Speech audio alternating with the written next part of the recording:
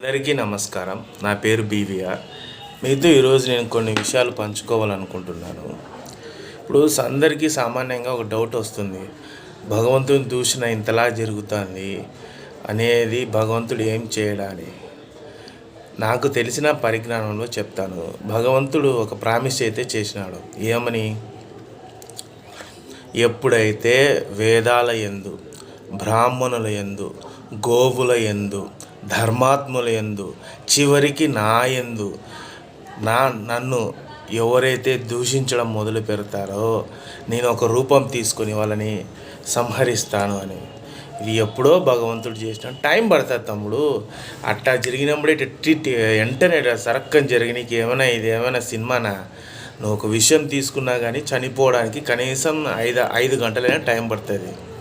చేసిన పాపం ఎక్కడికి పోదు, అది అనుభవించి తీరాల్సిందే. నువ్వు చేసిన పాపం కర్మరూపం దాల్చి నీకు ఫలితం ఇవ్వడం కోసం ఎదురు చూస్తూ ఉంటుంది.